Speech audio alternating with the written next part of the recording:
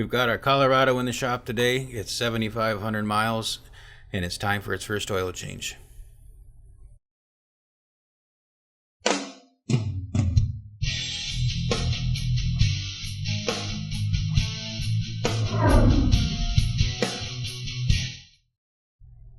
It's pretty basic information. Oil changes are commonplace, but we thought we'd cover this one specifically just to show you new Colorado owners with the Duramax the process.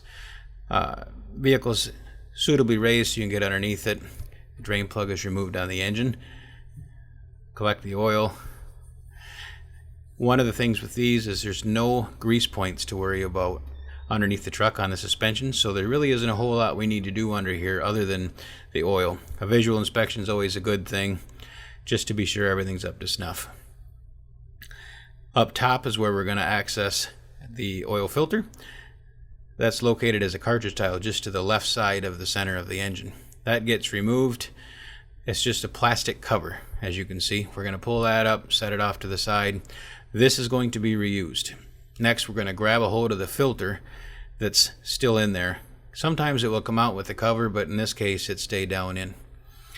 We've got our new oil. The Colorado does use Dexos 2 oil from GM. Not a lot of options out there for that, so be sure to select the right grade of oil. Remove the old O-ring, clean up that cover real good, and install the new O-ring. It'll come with the new filter.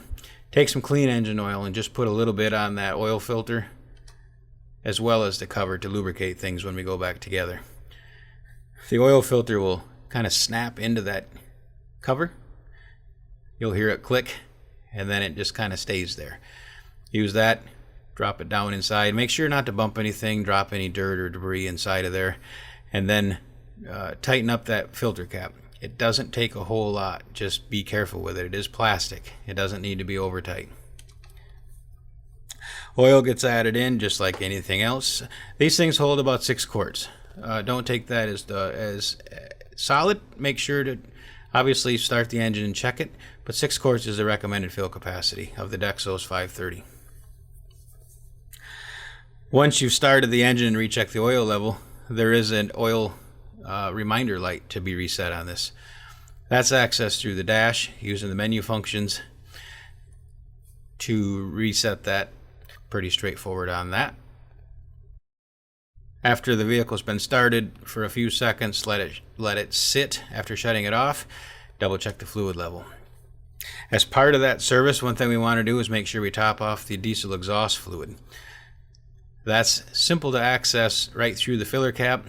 You can get this just about anywhere, but generally speaking, shouldn't have to be filled more than once per oil change. We're going to go ahead and top this off just to complete that part of the service. Just be careful with it. There's not really a good way for you to know how much is in there, and it could make a mess. That's it. We're ready for another 7,500 miles of service.